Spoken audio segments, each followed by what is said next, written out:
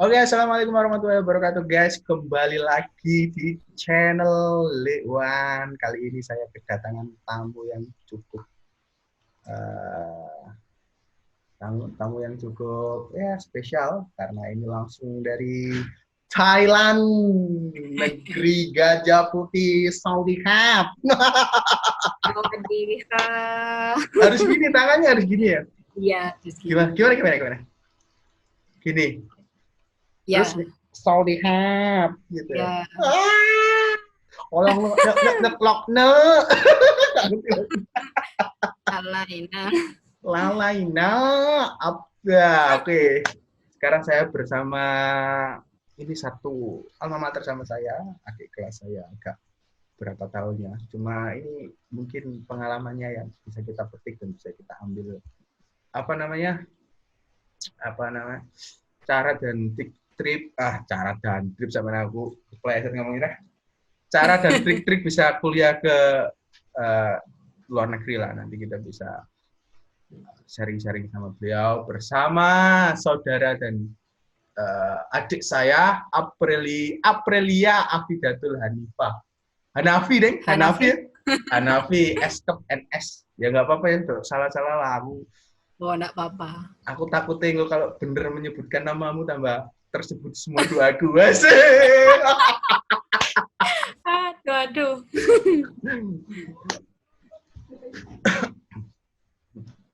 Oke, Mbak Aprilia biasanya dipanggil Mbak Viva. Afif apa? Vida ya. Vida. Mbak Vida ini sekarang beliau sedang sibuk di kuliah master di Thailand, mengambil jurusan yaitu tadi apa namanya, perawat ya, Iya. keperawatan. Nah, dulu S1-nya beliau di Lamongan.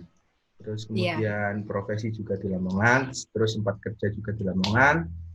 SMA-nya dari SD, bukan SD, MI, dari TK. TK, dari TK, MI atau SD, SMP atau MTS sampai SMA atau Madrasah Aliyah Alia. itu Ya. di Madrasah Aliyah Tarbiyatul Thalabah.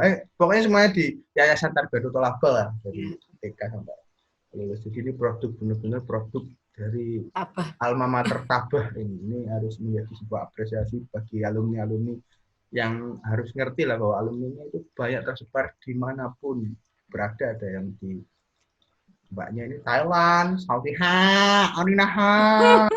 Aku dulu sangat senang dengan film Thailand 2011 dulu, ada namanya film Saksit, itu menjadi inspirasi film. Enggak tahu, aku suka aja dulu. Mungkin sampean masih SMA. Ya, 2011 juga ada film Thailand namanya Saksit itu. Sampean pernah nonton nggak? Nggak pernah ya? Pernah dengar tapi enggak pernah Nah, nonton. kamu harus tonton itu. Itu bagus filmnya. Itu yang menjadi inspirasi saya pengen bisa ke Thailand gitu. Ya, beliau ini cukup banyak mempunyai pengalaman organisasi. Dia pernah di zaman masih SMA di Pradana Ambalan, Sudyatin, SMA Tarbiyatul Thalabah 2011. Kemudian 2011 juga menjadi ketua ranting IPPNU di desa, di Kranji ya, tepatnya di Ya, Kranji. di Kranji. Terus kemudian beliau melanjutkan setelah dia dari situ, setelah lulus dari Kranji, terus SMA S1 dia juga aktif menjadi wakil ketua himpunan mahasiswa ilmu keperawatan Setikes di Muhammadiyah Lamongan. Setelah itu setahun kemudian naik jabatan menjadi ketua di himpunan mahasiswa ilmu keperawatan Setikes di Muhammadiyah Lamongan. Jadi para sahabat-sahabat semua sobat Lekwan yang nanti pengen mengambil kuliah dan mendapat wejangan dari Mbak ini yang mau kuliah kesehatan, keperawatan lah mungkin, keperawatan di Iya, Lamongan betul. ini bisa tanya-tanya ke Mbak Vida ya, karena beliau punya jaringan banyak di situ.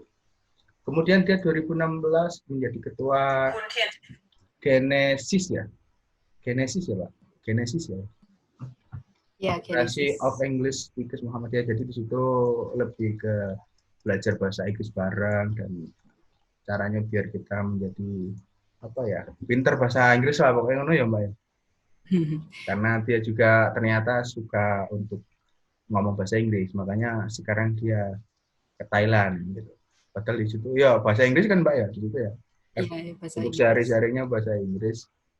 Setelah dari situ beliau langsung langsung dapat, mungkin setelah dari Lamongan tadi ini Mbak ya kerja, setelah kerja tahun langsung habis itu nyari beasiswa, atau itu nyari ya bukan nyari ya, nyari beasiswa, terus Nyari-nyari.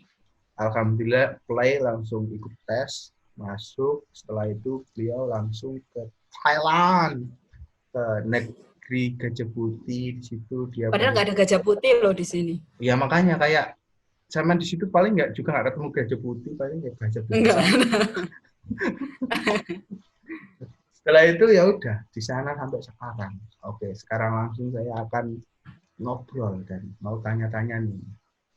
Beliau ini apa saja sih yang memotivasi beliau untuk bisa keluar negeri, ini kuliah di luar negeri apa? Monggo Mbak Vida, apa motivasi sampean bisa pengen kuliah ke Thailand?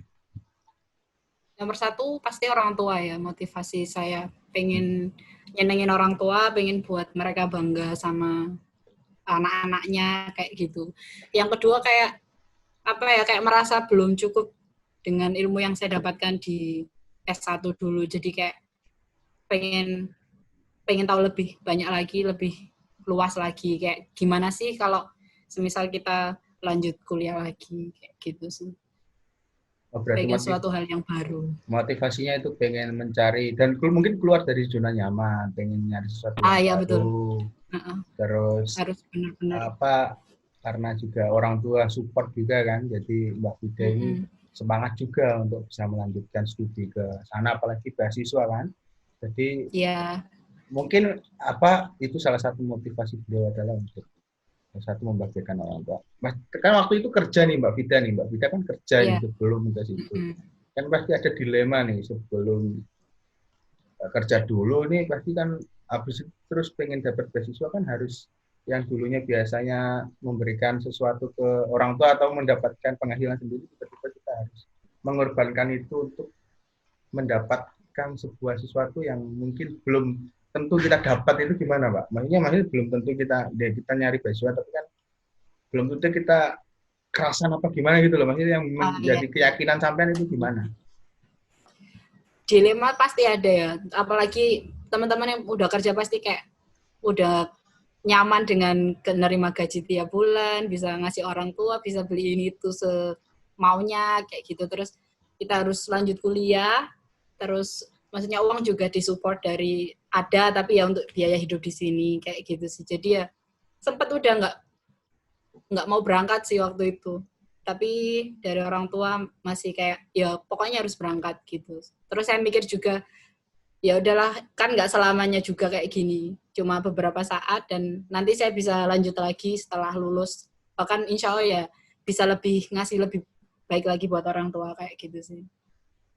Karena jadi begitu apa namanya yang tadi Mbak Vida sampaikan, bahwasanya intinya dari pengorbanan Mbak Vida bisa kuliah ke luar negeri sampai sampai sampai titik ini ya, sampai saat ini detik ini maksudnya, itu semua karena beliau pengen bisa membahagiakan orang tua. Intinya dia pengen bisa biar membanggakan orang tua satu. Yang kedua adalah mungkin Mbak Vida kesini adalah salah satu terobosan. Mungkin seorang orang Kranji ini belum tentu ada yang lulusan Thailand juga. Kalau mulai saya lihat ya. Iya, ada nggak orang Kranji yang lulusan Thailand? Belum tahu. Nggak sengerti sampean. Sebenarnya seorang Sengerti saya sih kayaknya belum ya, kurang tahu juga. kalau Soalnya kan nggak tahu semua orang Kranji. ya. Tapi kan kebanyakan paling kan ya kalau Mesir, kalau Eropa atau gini kan banyak tuh. Thailand kan belum Banyak. ada. Thailand pasti belum ada. Dari Thailand belum ada. Makanya kalau bisa nanti buka kursus bahasa Thailand ya, saya ikut.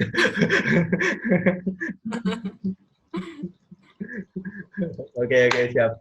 Oke Mbak, terus teman kan kira-kira coba diceritakan biar anak-anak ini kan masih belum ngerti. Sobat-sobat lekwan nih maaf, pemirsa gitu kan, anak-anak kok jadi banyak. Biasanya yang nonton juga ada yang bapak-bapak juga, ada yang ibu-ibu. Ini coba diceritakan awal mulai dari sampean dulu. Mungkin ya dari TK boleh nggak apa-apa, santai aja ngobrol TK, SM, SD. Semuanya gimana kultur di wilayah, makanya di lingkungan itu gimana sampai bisa membentuk sampean seperti Kalau ini. Monggo.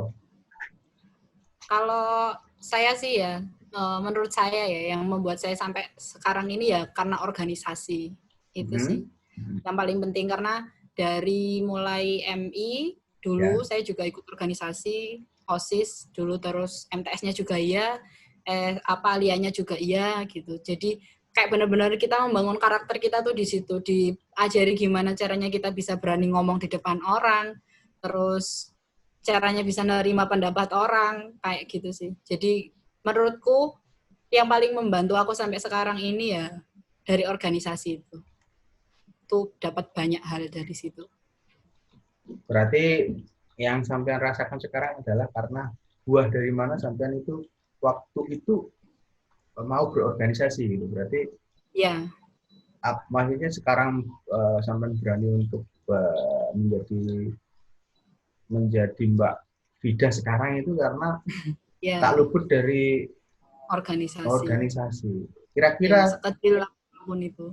organisasi apa yang pertama kali sampean sukai dan ikuti waktu itu? Waktu itu kalau MI dulu kayak pengurus OSIS-nya MI situ gitu Emang sih. MI itu ada OSIS ya? Aku nggak tahu. Ada namanya dulu apa ya? Saya lupa, Persis kalau nggak salah, Pers. Persatuan Siswa gitu. Oh, Apa itu lupa kayak juga. model OSIS tapi Persis gitu. Tapi di Oh. MI, tingkat MI dulu. Itu yang Kan jadi kita ketua di sampean? situ, oh enggak saya. Saya cuma jadi anggota waktu itu. Tapi di situ kita kan belajar kayak ngatur teman-teman, terus ngadakan kegiatan itu kayak gimana, kayak gitu sih. Wah, berarti sudah terbentuk dari kecil emang Mbak Afida ini sudah berorganisasi, makanya sekarang juga untuk dan juga dia juga nggak cuma organisasi, kadang kan ada orang-orang organisasi yang kurang mementingkan, nggak ini yang saya tahu aja yang saya alami Ya, juga. ya. Kadang orang organisasi kan ya wes organisasi fokus tapi pelajarannya kadang agak Lah, lalai gitu, itu agak lalai gitu kan. Apakah Mbak Vita termasuk itu apa gimana nih? Saya kan ya, tidak tahu, monggo kalau dijawab. saya kan pasti banyak bilang, oh jangan ikut organisasi, nanti belajarnya jadi nggak karuan, Nah, kayak itu gitu. maksudku. Terus sampai gimana Kalau saya, menyikapinya? menurut saya itu tuh hal yang salah besar banget gitu ya. Hmm. Karena kita pasti bisa bagi kok. Ya justru kita ikut organisasi itu kita belajar manajemen waktu, gimana caranya kita bagi waktu organisasi, waktu untuk diri kita, waktu untuk sekolah kita gitu. Jadi kalau ada yang bilang, kalau ikut organisasi pasti lulusnya lama, terus nilainya bakal anjlok jelek-jelek, ya salah besar. Saya sudah membuktikan sendiri gitu. Berarti tidak ada Tergantung alasan kembali. untuk ikut organisasi mengganggu pelajaran, ini tidak ada alasan sebenarnya Nggak Mbak ya? ada. Nggak ada. Berarti itu hanya Nggak ada. sebagai anomali biar Itu mereka alasan karena males alasan. aja. Nah, betul, ya. Dengerin sobat-sobat lewan, tidak ada alasan untuk kita bisa maju dan bisa berkembang, asik. Kan gitu Mbak? Iya. Betul. Oke, terus berarti tadi dari awal mula sampean bisa terbentuk seperti sekarang adalah karena organisasi. Terus karena juga apa namanya? Tapi saya lihat dari beberapa CV atau apa namanya pengalaman dari riwayat organisasi dan juga riwayat sekolah ini kan, kayaknya sampean itu lebih tertarik ke bahasa Inggris sebenarnya ya. Ini suka bahasa Inggris ya? Iya. Saya suka bahasa Inggris tuh udah sejak MI dulu. Meskipun saya nggak paham artinya itu, saya sering baca kayak koran-koran dulu ada bahasa Inggrisnya tuh, suka melafalkan gitu aja, sekedar baca. Meskipun nggak ngerti artinya kayak gitu. Oh, Jadi memang berat. sudah tertarik bahasa Inggris sudah dari dulu, dari Terus kecil sih. pertanyaan saya, sampean yang suka bahasa ya. Nah, di Hmm. sekolahan sampean kan banyak jurusan MAK, IPA, IPS, bahasa. Kenapa Anda tidak ngambil bahasa? Kenapa mengambil IPA? Pertanyaanku di situ. Sampean kan suka bahasa Inggris nih dari SD, dari MI. Ah, Kenapa ah, pas ah. SMA, Pak Alia, Anda malah ngambil IPA? Pertanyaanku seperti itu. Monggo Karena dijawab. dulu maksudnya pas pertama Alia belum ngerti kayak mau ambil jurusan apa gitu sih. Hmm. Jadi kayak yang paling netral kan ambil IPA kayak gitu. Entah nanti saya kuliah di bahasa kan juga bisa masuk kalau dari IPA kayak gitu. Oh, berarti emang ngambil yang maksudnya Cari umum-umum aman dulu. aja, aman, aman. Nyari yang umum-umumnya aja. Betul, betul. Karena kan belum tahu kayak lebih spesifik ke arah mana sih nanti saya kalau mau kuliah kayak gitu sih. Ya, ya, ya. Emang masa-masa SMA itu menurutku kadang kita masih sangat galau gitu untuk menentukan Mm-mm. pilihan hidup gitu ya. Maksudnya kita habis ini mau Iya, gimana iya. gitu. Emang itu. Oh, kadang-kadang habis S1 aja kalau enggak kayak kalau perawat kan emang udah jelas ya Mbak. Maksudnya emang udah jelas Iya. nanti kerjanya pasti di rumah sakit. Kalau yang jurusan lain loh kadang-kadang kita uh, lulusan apa nanti kerjanya itu tidak sesuai dengan lulusan kita. Kebanyakan seperti itu. Itu Ya juga banyak. itu yang saya alami sekarang. Kadang-kadang ya saya merasa sedih gitu loh. Ijazah saya ya kadang-kadang ya nggak kepake gitu loh ya. Malah kepake skill saya gimana. Tidak apa-apa, itu memang tidak terlalu sesuai prediksi kok. Emang. Iya, iya, iya. Betul juga. Kalau itu sesuai prediksi nanti jadi peramal kita. Oke, Mbak. Terus kemudian kita langsung masuk ke kultur budaya. Sampai kan lama di Indonesia kan, dari lahir sampai umur berapa tahun? Sampai 23 mungkin di Indonesia? Ya, 23. 23 habis itu sampean ke Thailand. Udah berapa tahun di Thailand? Sudah 1 tahun. Udah 1 tahun. Apa perbedaan kultur budaya atau tradisi atau mungkin makanan atau apa sih yang membedakan dengan Indonesia? Kalau dari kultur sih, pertama orang sini lebih sopan. Sopannya kayak gimana? Kita kan Kayak juga misal kita di angkot atau di bis atau gimana, gimana? semisal ada cewek, entah itu anak kecil, remaja atau ibu-ibu, yang cowok harus berdiri. Maksudnya, tapi ngomong nggak dia pakai bahasa Thailand apa? Enggak, langsung berdiri, langsung ibunya yang ganti duduk kayak gitu. Atau yang ceweknya yang ganti duduk. Langsung kayak otomatis gitu. Jadi Itu sih yang menghormati ya. Kalau orang Indonesia kan pura-pura tidur biar nggak diganti. pura-pura tidur, pura-pura nggak lihat, apa pura-pura nggak kelihatan kayak gitu. Iya, iya, iya juga sih. Emang orang Indonesia kadang-kadang ya sebenarnya kita anggap dia nggak sopan tapi ya cerdik juga biar nggak diganti ya lah. Emang kadang-kadang kampret sih. Iya, iya, iya, iya. Kalau tapi untuk yang lain kayak budaya, di sana kan banyak orang Hindu atau Buddha sih? Buddha. Kalau di sini Buddha. Buddha berarti kan ajaran Buddha kan pasti mereka juga makan makanan kayak babi dan maksudnya bukan ajaran sih maksudnya orangnya kan masih makan babi kan. Kalau di sini memang Muslim minoritas ya, yang mayoritas memang Buddha, jadi ya di mana-mana ya babi. Makan apapun ya ada babinya pasti. Kalau bahasa Thailandnya babi apa? Mo. Mo. Mo. Aku jangan ku mo loh. Mo ikhwan loh ya apa maksud aku babi rek. Mo. Oh, mo, tapi tulisannya MO tok kan. Mo. Orang hai kan. Mo. Enggak ada MO aja. Oh, bahasa Thailandnya itu. Kan lafalnya seperti itu, kalau bahasanya ya melungker-melungker kayak Honocoroko itu. Ah, jangan-jangan Honocoroko kan bawaannya dari Thailand kayak. Kayaknya. Iya. Terus kultur selain maksudnya mungkin tadi lebih sopan dalam tutur apa terus kira-kira apa lagi dari mungkin makanan. Ya itu tadi kalau makanan mereka apa ya? Mereka orang-orang bilang tuh makanan Thailand tuh pedes gitu ya. Tapi kalau menurut saya nggak ada pedes-pedesnya sama makanan Indonesia. Masuk. Iya. Kayak teman saya, ini loh cobain pedes kayak gitu. Saya coba ya. Lebih pedes makanan Indonesia. Jarene Mbak Fida ini, yo sik pedes sambel bekol iki ngene. Betul. Sing garepe gerbang iku lho. Oh iya. Oh berarti makanan di sana katanya pedes, berarti katanya pedes tapi enggak. Makanan khas sana yang sampean tahu apa? Yang sering sampean. Yang paling terkenal itu somtam.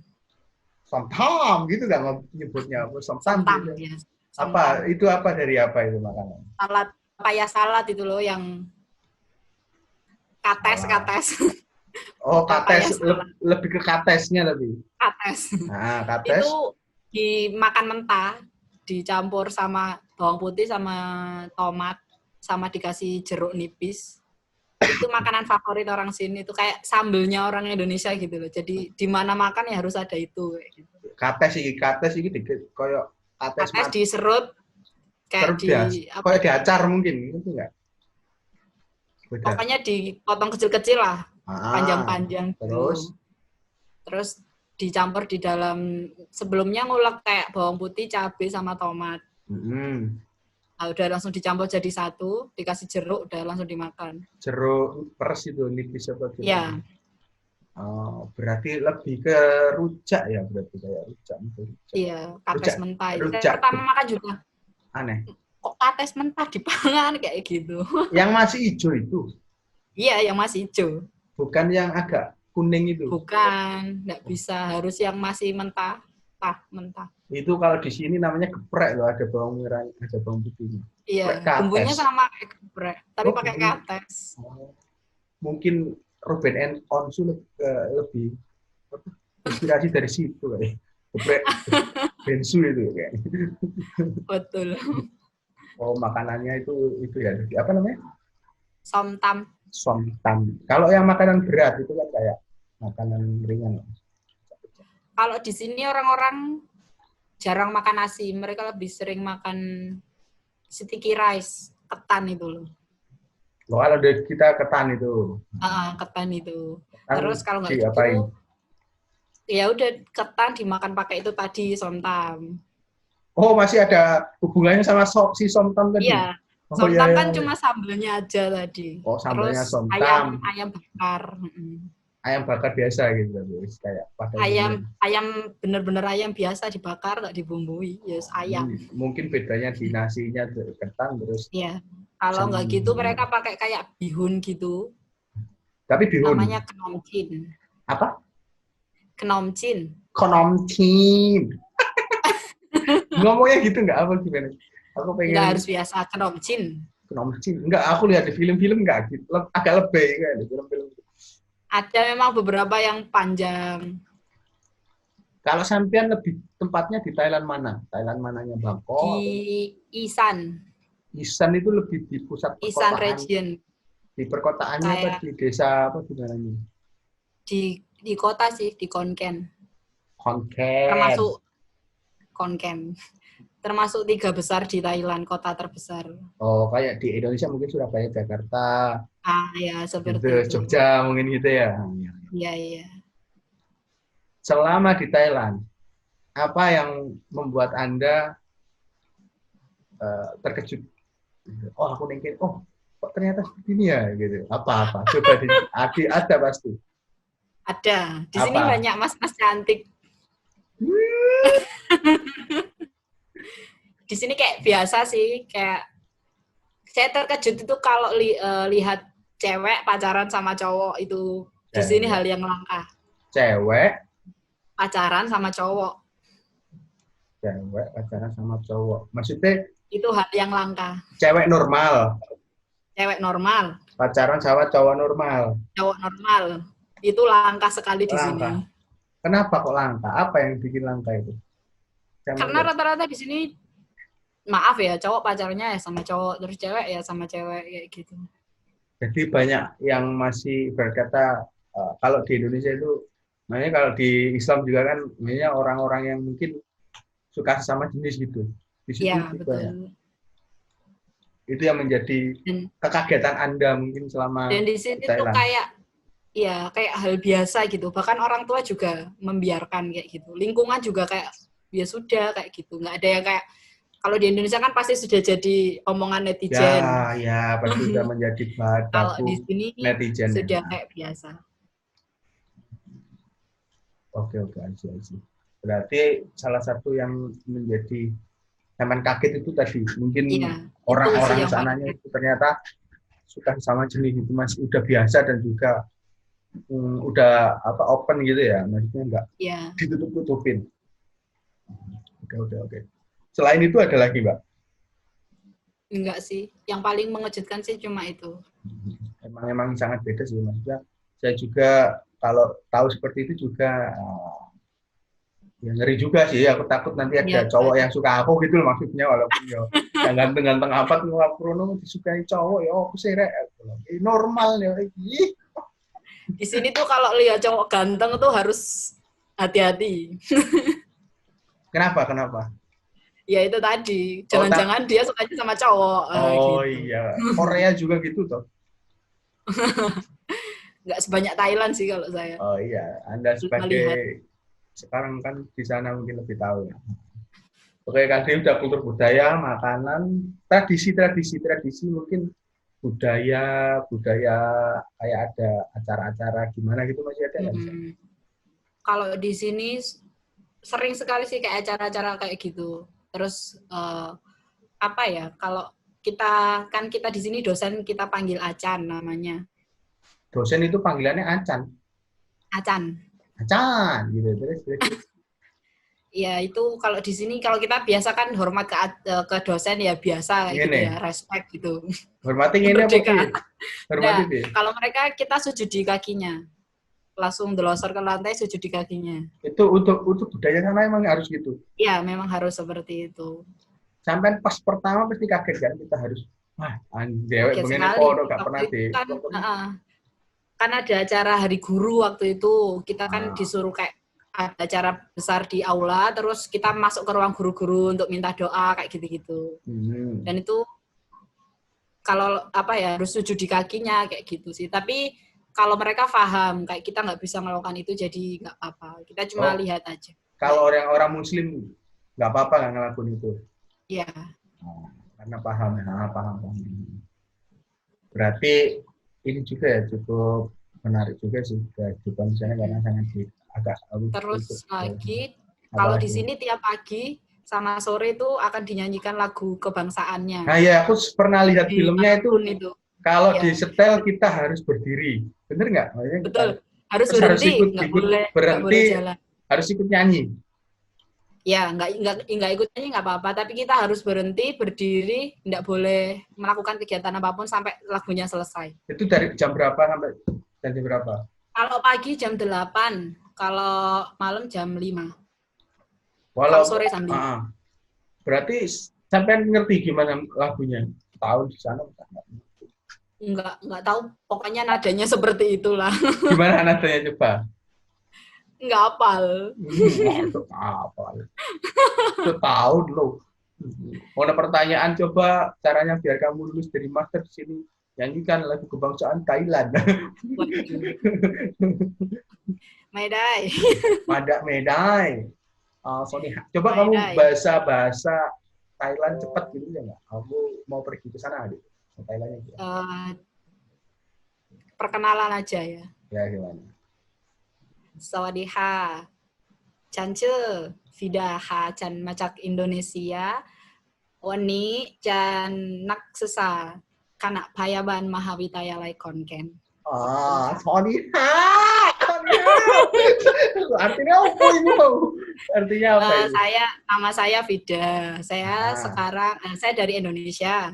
Sekarang sedang jadi pelajar di Fakulti Nursing Konken University. Ya. Oh, seperti itu bahasanya ngono ya. Oke, Iya. kita lanjut, Mbak. Tadi kan sudah kultur budaya, terus makanan jangan gimana, terus ininya gimana. Sekarang pertanyaanku proses untuk ini orang-orang pasti ini harus sesuai tema kan tips dan trik untuk kuliah di sana. Sampai kan prosesnya itu dari awal sampai memasukkan berkas terus bisa ke sana itu apa aja tahapnya monggo. Kalau pertama ya, ini saya kasih tips dulu. Ya, silakan.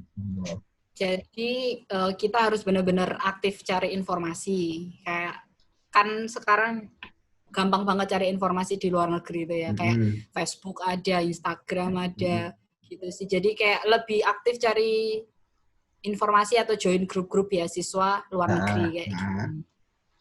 Apalagi kalau menurut saya hampir semua university yang ada di luar negeri itu mereka punya organisasi mahasiswa Indonesia dan mereka pasti punya Instagram. Nah, itu kita bisa tanya lewat situ untuk kayak link untuk beasiswanya gimana atau itu mau nanya-nanya informasi tentang persyaratannya apa aja kayak gitu. Jadi harus lebih aktif mencari informasi. Kalau saya dulu kebetulan saya cari informasi terus dapat link beasiswanya, terus saya ngisi formnya kayak biodata dan sebagainya, terus nyiapkan TOEFL, nyiapkan persyaratan-persyaratan kayak ijazah dan lain sebagainya. Terus saya kirim. Setelah itu dapat balasan kan kalau akan diinterview lewat video call lewat Messenger waktu itu. Terus saya di video call sama acan saya dari sini, kayak ditanya motivasinya apa, mau kuliah di sini. Terus nanti kalau sudah kuliah mau lebih fokus ke topik apa, kayak gitu-gitu sih. Tapi pakai bahasa Inggris? Iya, pakai bahasa Inggris. Jadi kalau pesan saya kalau benar-benar pengen mau kuliah di luar negeri, bahasa Inggrisnya sih harus dipersiapkan. Kalau saya dulu berpikirnya kayak gini, entah itu mau saya kuliah di luar negeri atau di mana, bahasa Inggris itu pasti bakal pakai untuk saya kayak gitu. Entah itu buat nonton film atau buat apa, pokoknya pakai. Betul. Biar nonton film nggak lihat subtitle gitu kan. Tapi kalau nonton film bahasa Thailand, aku harus subtitlean, nggak bisa lah pakai subtitlean. Oh, kalau saya juga masih nggak bisa. Kan sampean sudah tahun, udah lancar lah. Nggak usah subtitlean. Ya. Lancar kalau tanya-tanya di pasar aja sih. Berarti tadi tips dan triknya yang pertama kita harus aktif untuk mencari informasi. Kita harus benar-benar, makanya kita kalau niat ingin ke luar negeri ya kita memang harus cari tadi. Sekarang kan banyak yang bisa kita cari di internet kan, maksudnya dipermudah lah, nggak kayak zaman dulu banget kan. Jadi kita bisa search di Facebook, di Instagram, di Google lah, nanti kita dikasih info di situ. Terus berarti juga mbaknya sudah menyiapkan kita harus siap secara materi, secara keilmuan lah. Utamanya kan. Maksudnya kita kan kalau pengen keluar negeri berarti yang kita harus siapkan adalah senjata utama adalah bahasa, dan bahasa internasional adalah bahasa Inggris. Berarti harus menyiapkan bahasa Inggris yang benar dan baik. Setidaknya ya paham dan ngerti lah. Tanya gitu mungkin Mbak ya. Paham. Jadi yang pertama adalah kita harus cari informasi, yang kedua kita harus menguasai bahasa. Terus yang ketiga ada nambah lagi Mbak? Apa cuma itu? Yang ketiga sih mengikuti prosedur. Kayak benar-benar kayak gini ya. Dulu ada senior saya juga, karena ada dua. Jadi yang satunya karena perintahnya disuruh mengirim lewat email dan juga hard copy. Tapi yang satunya cuma dikirim lewat email, yang satunya kirim hard dan email. Jadi yang satunya lulus, yang satunya nggak lulus. Padahal yang satunya bisa dikatakan lebih pinter dari yang satunya kayak gitu sih. Jadi harus benar-benar detail. Berarti prosedur yang disyaratkan itu emang benar-benar harus kita penuhi, walaupun kok kayaknya sepele gitu ya. Kita nggak boleh mengenteng bahasa ini, ngenteng lah bahasanya terlalu. Ngenteng apa bahasa Indonesia ya? Menyepelekan. Menyepelekan. Kalau bahasa Thailandnya apa menyepelekan? Oh, nggak tahu. Oleh hawaham gitu. Oke, berarti tadi tips dan triknya adalah kita harus siap secara bahasa, terus harus informatif, harus benar-benar nyari info lah. Untuk kita kan pengen ke luar negeri, berarti kita harus nyari info dari begitu banyak sekarang wadah ya untuk mencari. Yang ketiga adalah mengikuti prosedur yang sudah ditetapkan dengan baik dari universitas. Terus kira-kira selain 3 ini apalagi Mbak? Kayaknya itu sih 3 itu yang penting. Berarti waktu itu karena apa? Sampai sih. Karena gini loh, maksudnya kuliah di luar negeri itu nggak sesulit yang dibayangkan gitu. Kan banyak pasti yang halah nggak mungkin lah aku kuliah di luar negeri kayak gitu sih. Iya. Aku nggak mungkin lah. Aku kayak gak pede gitu ya. Aku kayak gak pede aku ini.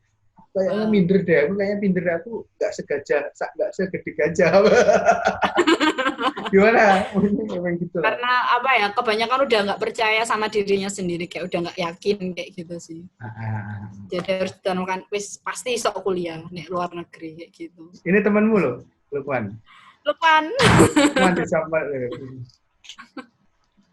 Oh, jadi nggak, berarti emang harus percaya diri gitu ya, salah satunya mungkin. Siap. Berarti tipsnya buat anak-anak yang minder apa tuh biar kita pede itu gimana caranya? Itu organisasi. Organisasi lagi kembali ke situ. Ya. Ya. Saya dulu juga nggak bisa ngomong di depan, tapi sejak ikut organisasi belajar dari orang bagaimana. Dari apa MI tadi ya Mbak ya? Ya. Meskipun organisasinya cek-cek gitu kan. Ya orang apa-apa ya belajar, tetap ada yang didapatkan.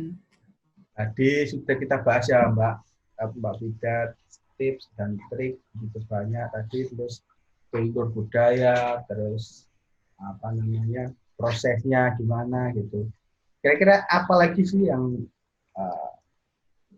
Mbak Fida itu pengen sampaikan pada anak-anak atau pada teman-teman cepat-cepat lulusan ini biar bisa semangat untuk menuntut apa ya, semangat untuk mencari beasiswa atau semangat untuk selalu mengejar impian lah, apa monggo? Kalau menurut saya ya jangan takut untuk bermimpi ya. Sebesar apapun mimpi kita, meskipun banyak yang kayak ngobrol, gak mungkin awakmu ku ngayal kayak gitu-gitu. Justru itu bisa kita jadikan motivasi buat iki lo tak buktikan bahwa aku ku iso kak, nggak seperti yang kamu pikir kayak gitu. Berarti terus apalagi anak-anak di pondok kan biasanya kayak ya wis lah nang kene ae kayak gitu ya. Mencoba untuk keluar lah dari zona nyaman. Soalnya sebenarnya ya kalau kuliah itu ya sama aja kayak gitu sih. Pelajarannya juga sama aja gitu. Tapi kan kalau kita bisa keluar negeri, kita di sini survive sama diri kita sendiri gitu, mengandalkan diri kita sendiri. Jadi kita belajar banyak hal sih, kayak ketemu orang baru yang beda pikiran, beda agama, beda cara ngomong. Itu kita dapat banyak hal kalau kita keluar dari zona nyaman sih. Kayak gitu. Berarti pesannya lebih ke pesannya zaman tadi apa namanya? Harus berani keluar dari zona nyaman, terus apa namanya? Tadi yang terakhir tadi kita harus mampu untuk apa tadi? Bahasanya tadi ya. Iki loh, apa? Enggak apa tadi? Membuktikan apa bahasa? Membuktikan bahwa kita itu harus bisa apa sama apakah pernah nggak ada omongan-omongan sebelumnya itu banyak sekali, contohnya bahkan gimana? itu datang dari keluarga saya sendiri kayak gitu. Pas saya ngomong saya kayaknya mau kuliah lagi di luar negeri kayak gitu, kayak halo kamu ki apa sih wong meneh lo yo nikah yo dadi ibu rumah tangga kayak itu keluarga ada yang ngomong gitu. Iya kayak gitu. Terus kamu buktikan sekarang.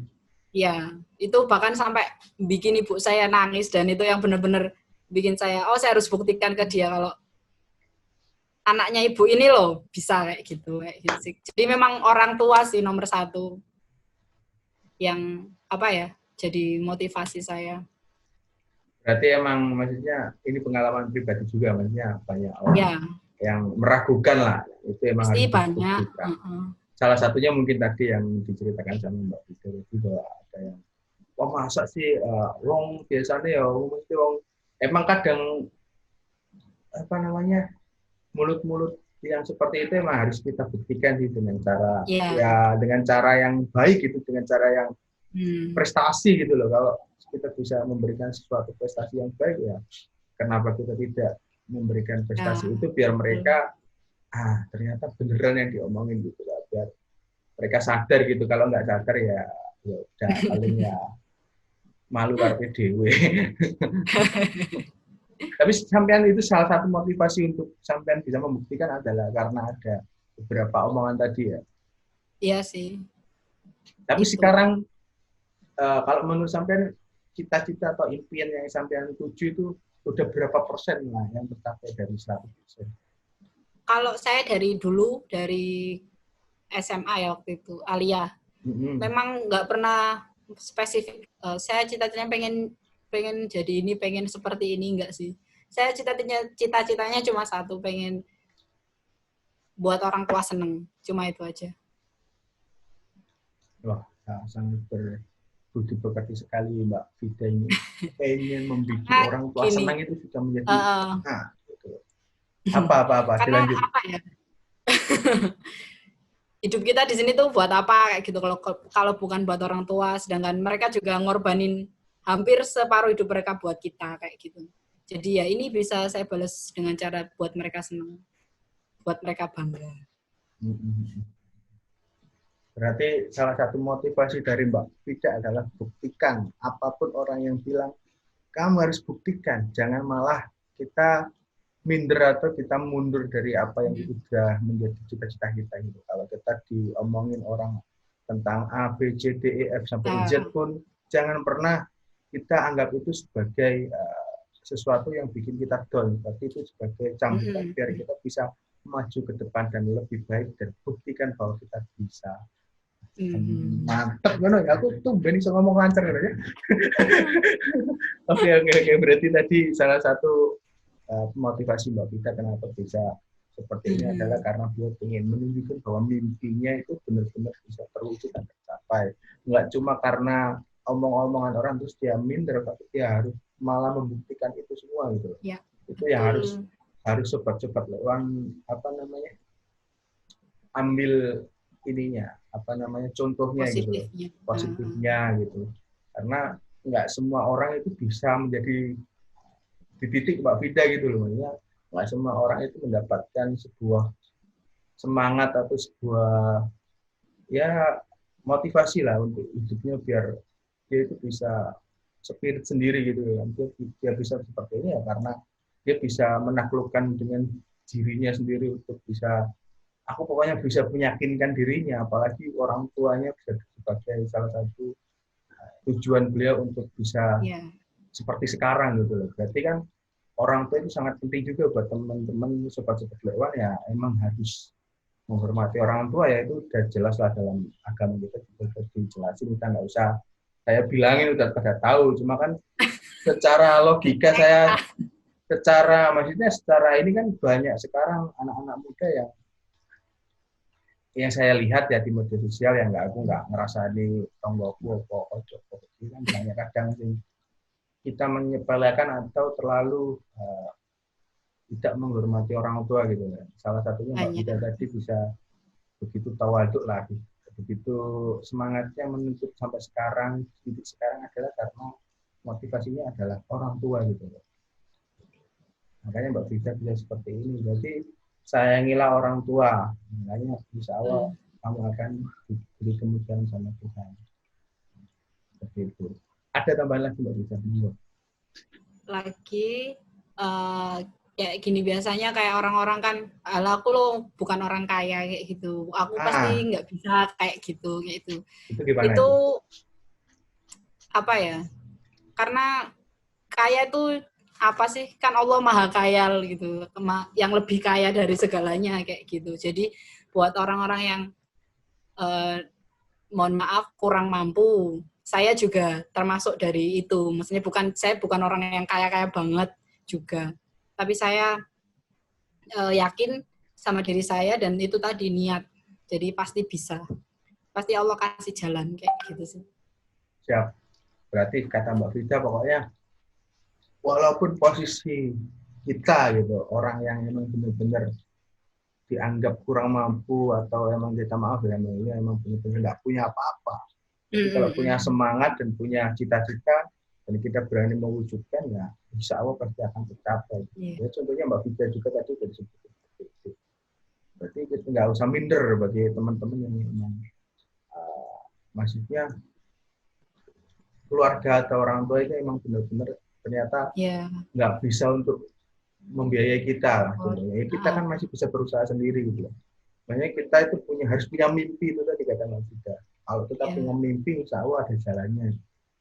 Jadi jangan minder lah dengan apa yang menjadi kekurangan kita, tapi kita harus terus untuk berani menggapai mimpi tadi.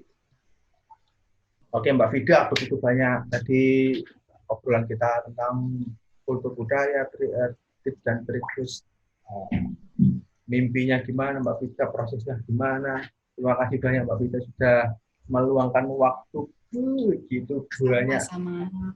Semoga bermanfaat. Nanti kapan-kapan kalau seandainya ada mungkin ada teman-teman yang ingin sharing-sharing Mbak Vida, nanti bisa menghubungi Mbak Vida, nanti saya taruh link Instagramnya di bawah, yang teman-teman yang pengen mungkin dari alumni atau dari manapun lah yang ingin bisa ngobrol-ngobrol tentang mungkin tentang beasiswa di Thailand, mungkin tentang pengalaman organisasi, mungkin tentang kesehatan, mau nanya tentang COVID gimana sih. Oh, kita belum bahas COVID, Mbak. Ini gimana nih? Ini tadi kita bahas sebelum record tadi bahas COVID, sekarang kita bahas dong agak sedikit lah kita sebelum penutupan ini. Iya sih. Tapi kan sebagai perawat kan pasti kan lebih ngerti tentang kondisi sekarang gitu lah. Apa aja yang harus kita maksudnya sekarang kan orang kan sangat parno paranoid atau sangat takut dengan adanya corona ini loh, maksudnya. Yeah. Sebaiknya itu kita yang bagaimana sih, terus corona itu apa sih menurut pandangan dari Mbak Vida, seorang perawat apalagi seorang ahli kesehatan yang sedang studi di Thailand. Monggo. Jadi kalau sebenarnya COVID ya, jadi suatu penyakit yang disebabkan oleh ini kan virus. Nah, banyak kayak banyak yang menganggap remeh. Tapi kalau menganggap terlalu berlebihan juga nggak baik. Tapi kalau terlalu mengenengkan juga nggak baik kayak gitu kan. Jadi ya kita menghadapinya pas-pas harus mantap ya. Kalau menurut saya sih nomor satu yang harus dilakukan adalah membangun kesadaran diri masing-masing kayak gitu. Karena kalau diri kita sendiri aja nggak sadar, gimana orang lain mau sadar gitu loh. Kan kita bisa mulai dari diri kita. Kayak memenuhi protokolnya, kayak keluar ya harus pakai masker, kemudian social distancing. Kalau bisa nggak keluar kalau memang sesuatu nggak yang benar-benar urgent banget kayak gitu sih. Berarti yang penting kita harus mematuhi kita harus mematuhi protokol juga. Iya. Terus kesadaran diri. Kesadaran diri dari memang kebanyakan di Indonesia sih kesadaran diri, kadang kita masih banyak orang-orang yang bekerja yang masih lalu-lalu nggak pakai masker udah biasa. Sebenarnya itu masih kenapa tingkat COVID juga masih agak tinggi sih di Indonesia sekarang. Mungkin kita harus belajar dari negara-negara yang mungkin sudah banyak kasus yang hilang kayak di Thailand gitu kayak. Iya. Terus kira-kira COVID ini Mbak, wabah COVID ini apa akan bertahan, pandemi ini kira-kira masih lama nggak menurut prediksi dari ahli kesehatan seperti Mbak ini? Apakah kalau tahun saya ini nggak bisa prediksi ya. Atau mungkin Mbak tahu info-info gitu.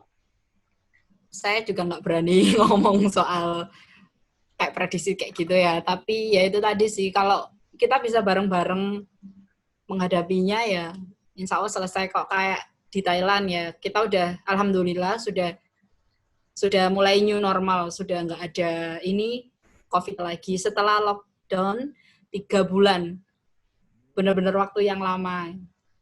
Bahkan itu semua mall tutup, semua pusat kayak pelayanan umum juga tutup. Bahkan untuk laporan visa kita dibebaskan, nggak usah laporan. Berarti visa sekarang ini untuk sementara nggak usah laporan, aman. Ya, karena kita biasanya di sini 30 hari sekali harus lapor ke imigrasi. Berarti pelajar itu kalau 30 sehari itu visanya harus dicelup lah bahasanya. 90 hari sekali, maaf 90 hari sekali. Oh, berarti 2 bulan sekali. Ya, kita sebutnya 90 days report. 3 bulan sekali ya? 3 bulan sekali. Itu harus ke imigrasi itu. Jadi semua pelayanan kayak pemerintahan apa semuanya itu benar-benar tutup. Penerbangan ditutup, baik yang domestik maupun yang internasional waktu itu. Semuanya benar-benar kayak kota mati waktu itu. Semuanya online kayak gitu.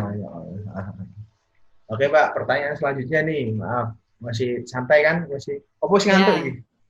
Honda. Saya biasa tidur jam 1. Oh iya ya, siap. Oke, berarti Anda salah satu kelelawar. Saya. Betul. Oke. Apa berat? Sampai kan dulu ke Thailand nih. Ke Thailand kan Mm-mm. dapat beasiswa. Nah, itu pasti Ya. kan untuk berangkat ke sana kan nggak mungkin lah kita langsung dikasih duit kan. Pasti kan kita biaya sendiri.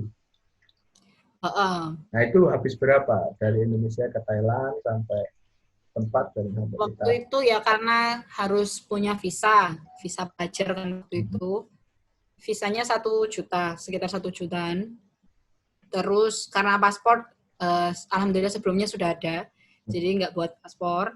Terus untuk tiket sekitar 3 jutaan dari Tiket CGK ke Bangkok. oh dari Jakarta, dari Soekarno-Hatta. Ya, sekitar waktu itu sekitar 10 juta sih. Oh, lumayan juga ya. Maksudnya kan Karena ah, saya kan untuk pernah beli asuransi juga. ada biaya asuransi. Asuransi. Oh, Karena untuk pertama kan kita nggak langsung dapat uangnya, maksudnya nggak langsung dapat uang untuk living cost-nya. oh berarti 10 juta Jadi itu kita harus untuk support siap-siap diri kita sendiri juga. dulu, tapi nanti Ah, diganti. tapi 10 juta itu diganti. Ya kan langsung dapat living cost untuk gantinya. Gitu. Ya, ya, I see, I see. Karena di sini yang beasiswa saya itu kan namanya GMS dan ASEAN Scholarship, itu kita dapatnya living cost tiap bulan, terus SPP, terus ada gratis penerbangan, Oh, dapat tiket pulang PP, pergi. Itu berapa ya tahun sekali? PP Berapa satu bulan kali. sekali? Hah? Selama masa belajar itu cuma 1 kali. Oh, selama sampai di situ 2 tahun itu cuma dapat jatah sekali toh. PP ya. Tapi Terus burung dapat, burung belum pernah sampai pakai. belum sih, kemarin pulang pakai uang sendiri. Oh, itu rencana buat terakhir ya. Ya, kan bawa banyak, mau bawa Ah, selemari. ah, ah. Terus. Terus dapat uang visa juga untuk perpanjangan visa kan. Hmm. Jadi perpanjangan visa juga dapat. Oh, berarti lumayan lumayan maksudnya worth it juga ya maksudnya untuk yang orang pengen benar-benar Ya, beasiswa kalau full bisa juga dibilang bisa. sih cukup banget. Berarti tiap bulan untuk subsidi ini dapat beasiswa secara kalau dirupiahkan itu dapat berapa Mbak? Sekitar 4 juta untuk 1 bulannya. Untuk biaya jajannya aja. Itu jajan tok maksudnya yang lain kan udah berarti itu udah bersih maksudnya yang lain kan udah dibiayain udah Iya, benar-benar udah kan nggak kalau ngurus lah. SPP saya sekitar berapa ya? 27 Juta. juta per bulan. Per semesternya. Iya. Oh, Terus uang jajannya itu tadi sekitar 4 jutaan per bulan. per bulan. Ya udah enaknya emang jadi gitu aja ya, digaji kayak UMR kayak di Indonesia. Beasiswa gaji UMR. Mantap, mantap, mantap. Tapi yang saya bandingkan ya, tapi lumayan gede juga ya. Maksudnya beasiswa di situ terus untuk tiketnya juga untuk biaya awal 10 juta. Saya kemarin tanya untuk ke Rusia itu kan saya wawancara juga itu ya hampir 15 juta ya. Maksudnya kita 15 juta itu ngeluarin awal lah, sekitar 15 sampai 18 gitu. Terus untuk ke yang mahal itu ke Eropa itu, yang Eropa itu mahal. Yang Eropa itu sekitar berapa puluh itu. Kalau yang ke Cina, Cina mungkin agak murah. Yang ke Australianya yang agak mahal itu. Yang kemarin saya ngobrol-ngobrol itu. Yang ke Mesir itu ya lumayan juga, cuma kalau di Mesir itu enaknya gini, maksudnya kita kuliah dulu di sana nanti baru ngajuin beasiswa itu pasti ada gitu. Kalau yang di Oh, Mesir, kalau yang di Rusia, yang di Eropa, yang di Australia itu agak agak susah ya. Tapi kalau yang saya kemarin kan ngobrol-ngobrol juga tuh Mbak, itu berarti Thailand juga lumayan enak gitu. Biayanya, terus biayanya juga lumayan dapat gede juga gitu. Maksudnya walaupun nggak segede yang di Eropa, cuma di Eropa kan biayanya mahal kan. Kalau di iya. Thailand kan Kalau kayak di di sini Indonesia. kan Sama kayak di Indonesia. Nah, pokoknya semoga sukses Mbak Afifah, Amin. Mbak Ida. Afidatul Hanafi, S.Kep NS pokoknya semoga cepat mendapat gelar master dan dilancarkan.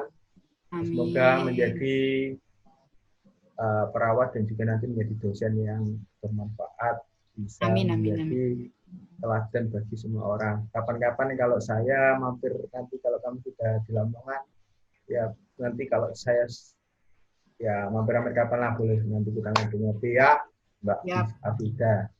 Tapi di Thailand rencana berarti habis selesai langsung pulang. Ya. Saya kirain mau di sana dulu ngapain gitu. Pulang-pulang. Wes kangen nih gimana. Apa yang membuat sampean kangen pengen pulang itu? Apa ya selain orang tua itu pasti kan, selain keluarga. Apa yang bikin? Apakah mungkin pacar, calon suami atau makanan atau apa? Yang bikin sampean itu pengen pulang itu apa? Enggak sih, keluarga emang nomor 1. Iya, pasti keluarga itu kan tadi saya nanya, selain keluarga apa? Pasti keluarga Saya kan. keluarga apa ya? Kalau makanan, saya tiap hari buat makanan Indonesia di sini. Oh, masak dewe, masak dewe. Iya. Serasa warung Indonesia di sini. Kenapa nggak buka warteg?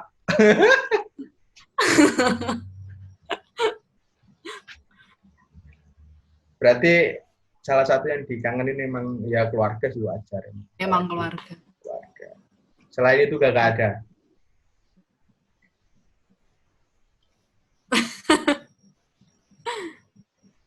Ya, siap. Percaya aku. Percaya.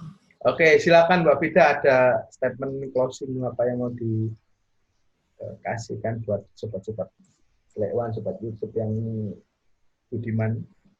Iya, itu tadi semuanya apa? Rangkumannya. Pertama, ya jangan takut untuk bermimpi itu tadi. Terus biarkan orang-orang lain menganggap remeh mimpi kita.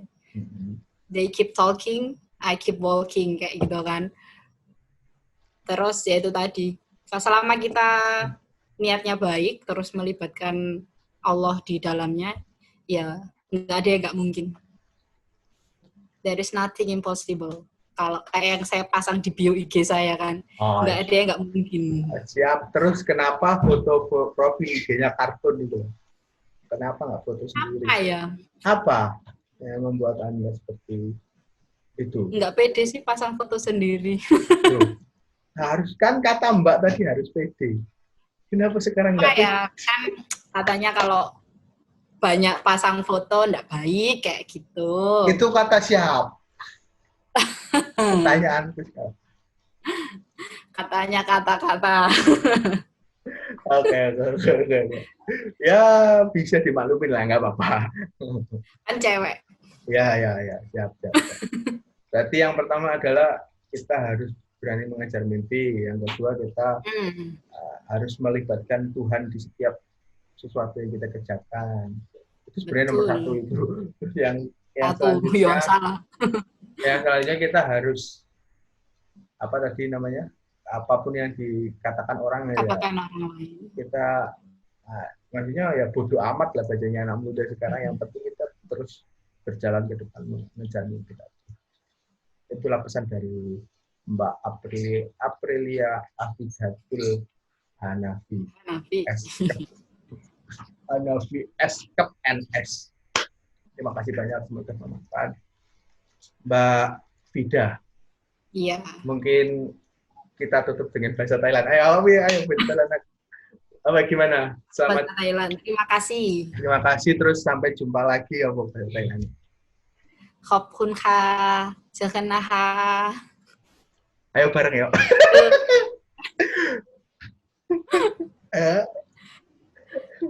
Jangan gini lah kayak orang Jawa. Oh, terus gimana kalau dia? Biasa. Oke. Biasa. ขอบคุณค่ะ ขอบคุณค่ะ Kalau laki-laki kan berarti pakai krap.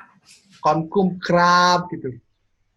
ขอบคุณครับ Konkum krab terus gimana? Ngono tok. Jekenahap. Kokenahap, Jeken. cekenahap. Oh ya. Ayo Saya. sampean dulu baru saya nanti. ขอบคุณค่ะเจอกันนะคะ Kokum krab, cekenahat. Bener nggak? Itu salah ini. betul aja Oke, betul. terima kasih Mbak Vida. Oke, terima kasih sobat-sobat Terima kasih lewat juga. dari bincang-bincang yang cukup serius dan nanti mungkin Mbak Vida bisa habis ini bisa diundang lah. Pokoknya nanti saya rekomendasikan buat anak-anak ya. Siap. Semoga bermanfaat dan jangan lupa Amin. di subscribe dan di share dan di like dan komen. Jangan lupa dan semoga bermanfaat. Saya dan Mbak Vida undur diri di segmen bincang-bincang ngulik hari ini bersama Mbak Vida, salah satu pendengar beasiswa dari Thailand. Semoga bermanfaat. Assalamualaikum warahmatullahi wabarakatuh. Dadah. Waalaikumsalam warahmatullahi wabarakatuh.